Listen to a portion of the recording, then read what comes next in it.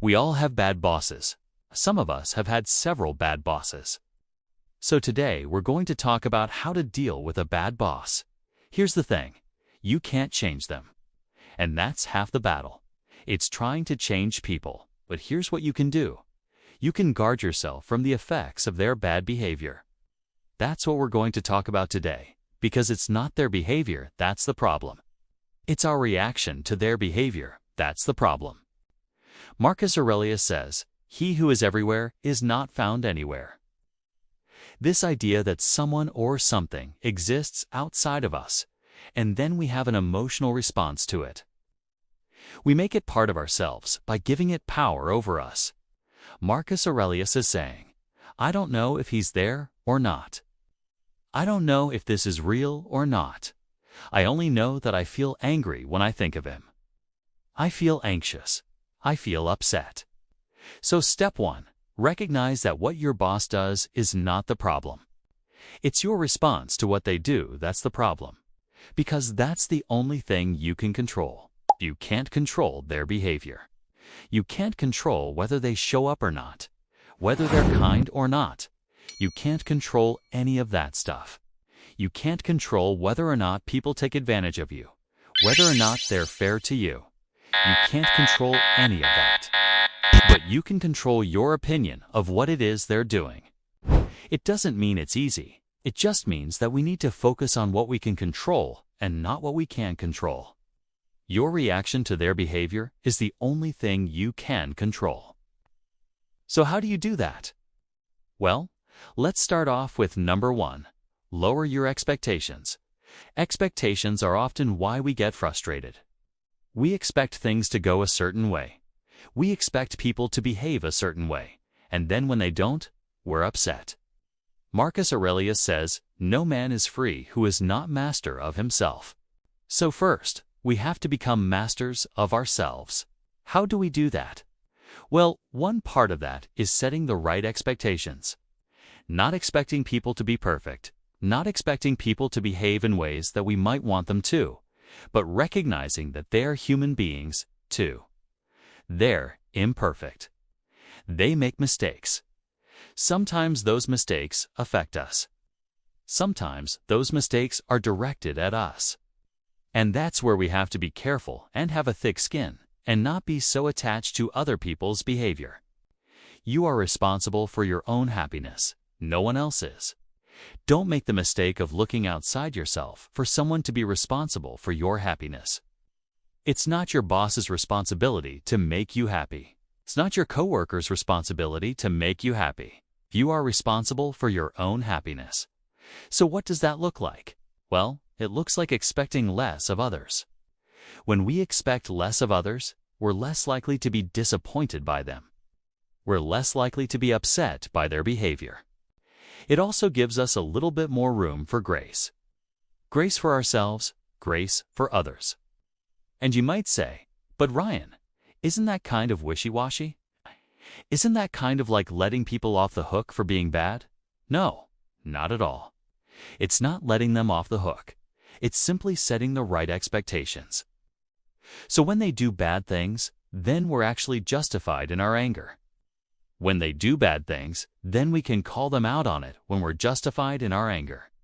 When we're not justified in our anger, when we've set the right expectations, it's easier for us to be forgiving. It's easier for us to move past it. It's easier for us to laugh it off. That leads me into number 2. Don't take it personally. When you hear criticism, you might think it's personal. When you get yelled at, you might think it's personal. When you get passed over for a promotion, you might think it's personal. But that's probably not true. Maybe it has nothing to do with you. Maybe it has everything to do with your boss. Maybe they're insecure. Maybe they're having problems at home. Maybe they're just a jerk. Whatever it is, it's probably not personal. If you take it personally, you're gonna get hurt. And what Seneca says is, he is a slave who allows himself to be cheated. So don't allow yourself to be cheated. Don't let your boss's behavior define you. You are not your job. You are not your boss. You are not the paycheck. You are a human being.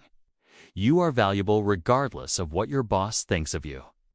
This is where I tell people, if your boss doesn't treat you well, you're better off without them. That's what I believe anyway. I think that if somebody doesn't value you, you're better off without them. I'm not suggesting you quit your job or you walk off in the middle of the day. What I am suggesting is that you know that you are valuable regardless of what your boss thinks of you. Don't let your boss's behavior define you. Number 3, keep your emotions in check. Emotions are powerful. We all have emotions. Sometimes those emotions lead us to do bad things. Think about when you were really angry. What did you do? Did you lash out? Did you say things you regret? Did you do things you regret? Emotions are powerful. And so when your boss pisses you off, when your boss frustrates you, when your boss does bad things, you have to be able to keep your emotions in check. You can't react negatively to them. You can't engage with them. You can't fight fire with fire. Epictetus says, he is a slave who allows himself to be cheated.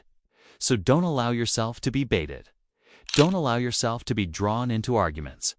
Don't allow yourself to be drawn into shouting matches. Be the bigger person. Be the adult in the room.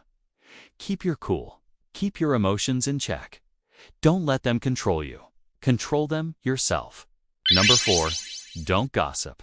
I've been in a lot of toxic workplaces. One of the hallmarks of a toxic workplace is gossip. People talking behind each other's backs, talking smack about each other, complaining about each other. And that's what happens in these environments. And so, if you want to stay sane, if you want to stay professional, if you want to maintain your own sense of self-respect, don't participate in the gossip. Instead, focus on work. Focus on being a good employee. Focus on being productive. Don't gossip. As Marcus Aurelius says, speak not too much of others, even when you are not spoken of evil. So don't speak evil of others, even if they speak evil of you. Don't stoop to their level. Finally, number 5, focus on what you can control. You can't control what your boss does. You can't control what other people do. You can only control what you do. And so focus on that. Focus on your work. Focus on doing a great job. Focus on being reliable, on being trustworthy. Focus on being patient. Focus on being kind. These are the things you can control. And by focusing on these things, you'll stay true to yourself. You'll stay grounded. You'll stay professional. And you'll be able to weather the storm of a bad boss. One of the things I like to think about is that I am in this temporary situation with this boss. I'm in this temporary situation with these coworkers. This job is temporary. I'm going to move on at some point. I'm going to leave this company. I'm going to leave this position. I'm going to move on to something else. And so I remind myself of that.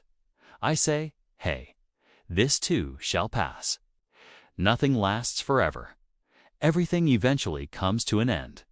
And that helps me keep things in perspective. It helps me stay calm. It helps me stay professional. It helps me stay grounded in the moment and realize this too shall pass.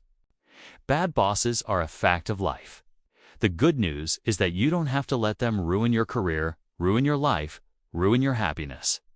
By following these steps, by being professional, by keeping your emotions in check, by focusing on what you can control, you can weather the storm of a bad boss and come out on top.